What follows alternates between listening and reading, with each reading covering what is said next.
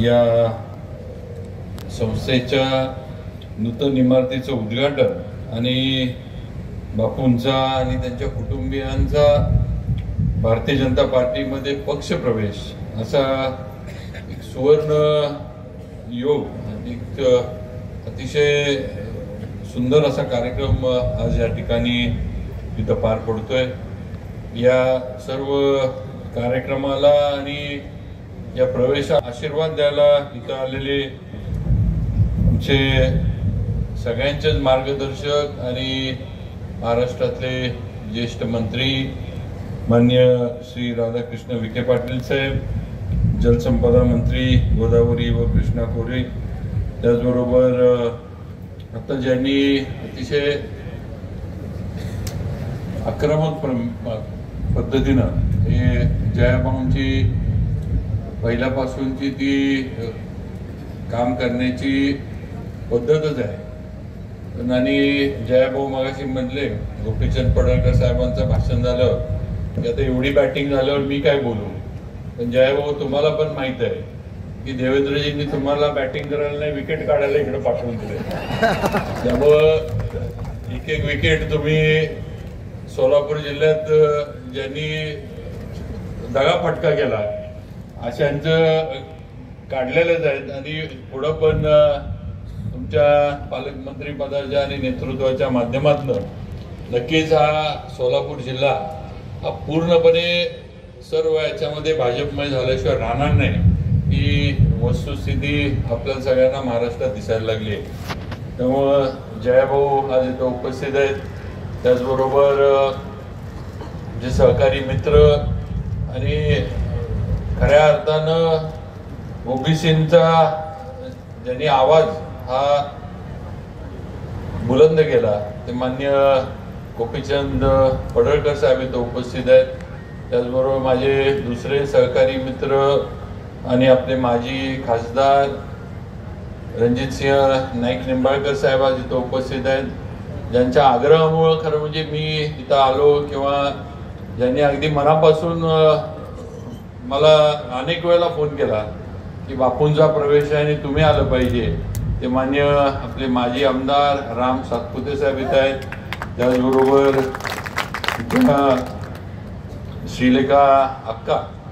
तर आज आपल्यातल्या किती जणांना माहीत आहे मला कल्पना नाही, पण ज्या संजीवन विद्यालयामध्ये बोर्डिंगमध्ये मी होतो माझ्या शिक्षिका श्रीलेखा अक्का होत्या, त्यामुळे त्यांच्या हाताखाली मी शिकलेलो आहे किंवा माझं शिक्षण झालेलं आहे।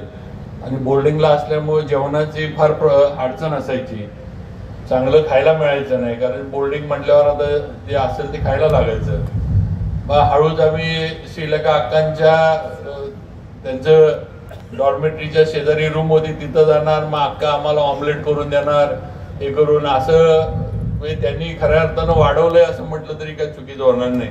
तेव्हा आज श्रीलेखा अक्का इथं उपस्थित आहेत, तसेच श्री अभिषेक भैया, सत्यजित भैया, अनिकेत भैया, करण भैया, कुणाल भैया, सर्व आज बापूंच्या कुटुंबियांनी आज भाजपमध्ये प्रवेश केलाय।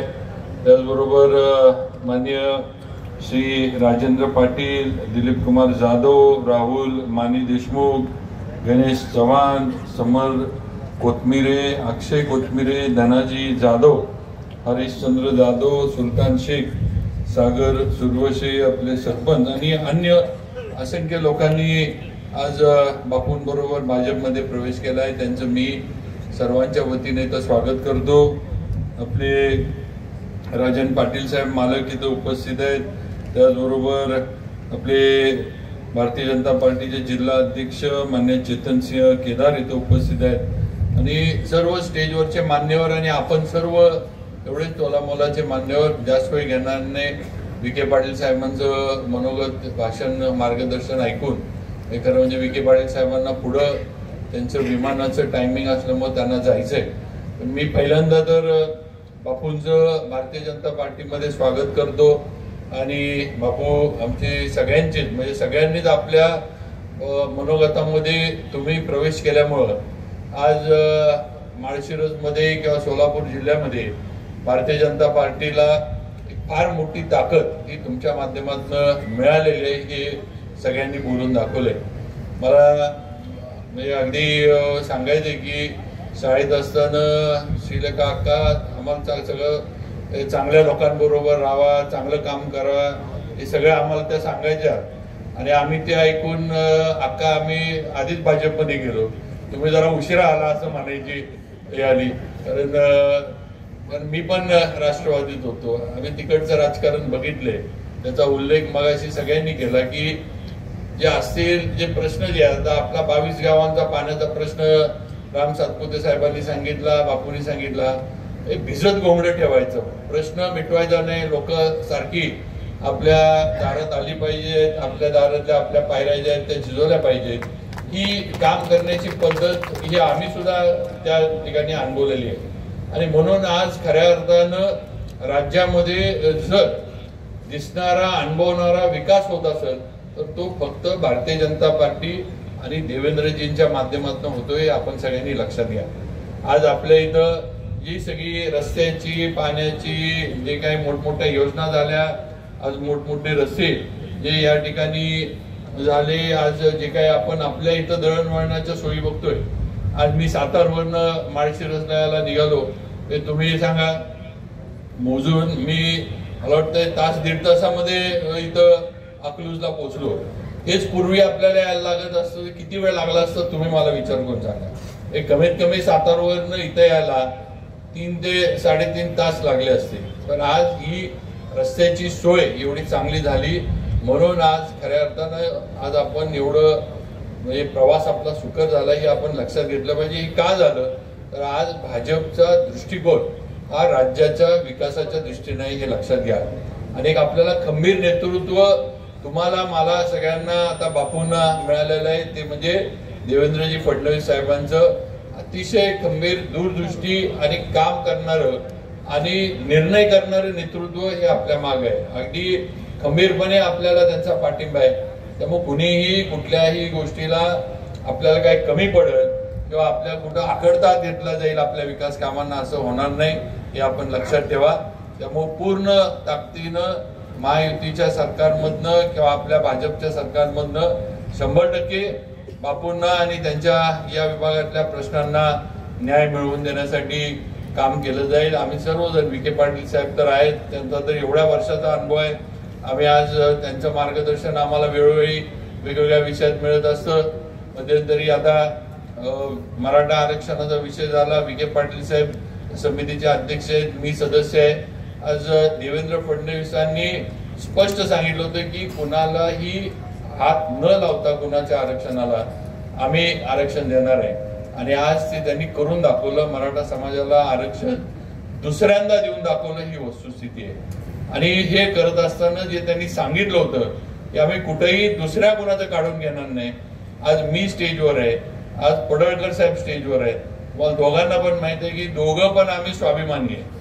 हे कुठं काय असं झालं असतं किंवा आम्ही काहीतरी ओबीसी समाजाच्या विरोधात काहीतरी केलं असतं तर पडळकर साहेब म्हटले असते राजांच्या बरोबर मी काय बसणार नाही, आपल्यालाही चालणार नाही, कारण स्वाभिमानी माणूस आहे. असं कुठलाही प्रकार झाला नाही. आज आम्ही जे काही समितीनं निर्णय घेतले आणि नंतर जे काही झालं यामध्ये कुठेही फडणवीस साहेबांनी कुणाचंही आरक्षण कमी न करता आज सर्व समाजांना न्याय देण्याची भूमिका घेतली. हे आपण सगळ्यांनी बंधू भगिनींनी लक्षात घेतलं पाहिजे, ही माझी आपल्या सर्वांना विनंती आहे. आज राम सातपुते साहेब, मी आमदार होतो, भाजपमध्ये होतो, तेव्हापासून आमची मैत्री आहे, मी त्यांना बघतोय. सातपुते साहेब, आपण थोडं नक्कीच आपला पराभव हे एवढं काम करून आपला जे काही पराभव झालाय, जेवढा आपल्याला त्याची खंत आहे तेवढी किंवा त्याच्या पण पेक्षा जास्त आम्हाला नक्की आहे. कारण आमचा एक चांगला काम करणारा, समाजासाठी लढणारा मित्र हा विधानसभेमध्ये येऊ शकला नाही, ह्याची नक्कीच खंत आम्हाला आहे. पण मी रामभाऊला सांगू इच्छितो की एक 5 वर्षाचा गॅप जरी रामभाऊ पडला तरी आता जनता जी तुम्हाला आहे ती पुढचे 15-20 वर्ष कायम निवडून देणार आहे, लक्षात ठेवा. कारण माझ्यावर मी सांगतो, माझी पहिली निवडणूक मी पडलोच होतो. माझी पहिल्या विधानसभेला महाराज जिवंत होते, अभयसिंहराजे, मी पहिल्यांदा उभा राहिलो, त्यावेळेला पहिल्यांदा माझा पराभव झाला होता. आता रामभाऊ त्याच्यानंतर सलग 5वी टर्म मला माझ्या मतदारांनी दिलेली. त्यामुळं लोक ही पराभवाची, जरी आपला पराभव झाला असला तरी त्याची परतफेड जी आहे ती योग्य पद्धतीनं संधी देऊन जनता करते. आणि तुम्ही काम करणारे आहात. पराभूत जरी झाला असला तरी हे फसवून मनभेद करून एक फेक नरेटिव्ह ज्याला आपण म्हणतो हा लोकांमध्ये पसरून तुम्हाला पराभवाला सामोरं जायला लागलं रामभाऊ. त्यामुळे घाबरू नका. आणि तुम्ही घाबरणाऱ्यांपैकी नाही हे मला माहित आहे. तुम्ही आज सुद्धा समाजात आहे, जनतेमध्ये आहे, काम करताय. आज माझ्याकडे असेल, विखे पाटील साहेबांकडे असेल, देवेंद्रजींकडे असेल, गोरे साहेबांकडे असेल, सगळ्यांकडं वेगवेगळ्या पद्धतीनं पाठपुरावा करून माझ्या मतदारसंघाचा विकास झाला पाहिजे, माझ्या लोकांचे प्रश्न सुटले पाहिजेत, ही भावना, भूमिका ही राम सातपुतेंची कायम राहिलेली आहे. हे आम्ही सगळ्यांनी बघितलं, तुम्ही पण बघताय. तेव्हा आपली सगळ्यांची जबाबदारी आहे की आज जी ताकद आपली या जिल्ह्यामध्ये भारतीय जनता पार्टीची वाढत चालली आहे, ही ताकद माळशिरस, अकलूज या परिसरातली सुद्धा आपल्याला वाढवून परत एकदा येणाऱ्या विधानसभेचा गुलाल हा राम सातपुतेंच्या अंगावर कसा पडेल आणि भारतीय जनता पार्टीचा कार्यकर्ता गुलालामध्ये कायम कसा राहील हा प्रयत्न आपण सगळ्यांनी केला पाहिजे. आणि मला वाटते याची सुरुवात ही आता अकलूजच्या नगरपालिकेपासून झाली पाहिजे. असं म्हटलं तर काही चुकीचं ठरणार नाही. आणि त्या पद्धतीनं सगळ्यांनी कामाला लागावं, त्या पद्धतीनं नियोजन करावं. आज गोरे साहेबांसारखं या जिल्ह्याला पालकमंत्री मिळालाय, त्यांनी सांगितलं की कुठेही मी कुणाला आम्ही आडवं जात नाही, पण आडवं आलं तर सोडत नाही. हे आमचं सातारचा आमचा बाणा आहे हा. आणि इथं लागूनच त्यानं बरोबर इकडं पाठवून दिलंय. कारण इथं जे काही थोडं म्हणजे काय म्हणायचं दरबार वगैरे सगळे जे बोलले गेले, हे सगळे जे दरबार वगैरे मोडीत काढायला एकच माणूस खंबीर होता आणि तो माणूस बरोबर देवेंद्रजींनी इकडे पाठवून दिला. मग नक्कीच आज गोरे साहेबांच्या नेतृत्वाखाली आज सोलापूरमध्ये भाजपची घोडदौड चालू आहे. आणि येणारं त्याचं जे काही ज्याला आपण परिपाक म्हणू तो येणाऱ्या नगरपालिका, महानगरपालिका आणि जिल्हा परिषदच्या निवडणुकीमध्ये सोलापूर जिल्ह्यामध्ये दिसल. नक्कीच सोलापूर जिल्हा भाजपमय झालेला असेल असं चित्र येणाऱ्या निवडणुकीनंतर दिसेल याची 100% मला खात्री आहे. ज्याशिवाय घेत नाही. परत एकदा बापूंचं सर्व कुटुंबियांचं मनापासून भारतीय जनता पार्टीमध्ये स्वागत करतो. सार्वजनिक बांधकाम विभागाच्या माध्यमातून बापू या विभागातले कुठलेही रस्त्याचे, पुलाचे काही विषय असले आपण या आपल्या कार्यकर्त्यांना, पदाधिकाऱ्यांना पाठवा. जेवढं काही माझ्याकडनं, माझ्या विभागाकडनं सहकार्य करता येईल तेवढं पूर्ण सहकार्य राम सातपुते साहेब, बापू आणि सगळ्यांना 100% करेन एवढा शब्द देतो. परत एकदा आजच्या कार्यक्रमाच्या निमित्तानं बापूंना आणि श्रीलेखा अक्कांना मनापासून भाजप प्रवेशाच्या शुभेच्छा देतो आणि थांबतो. जय हिंद, जय महाराष्ट्र. धन्यवाद.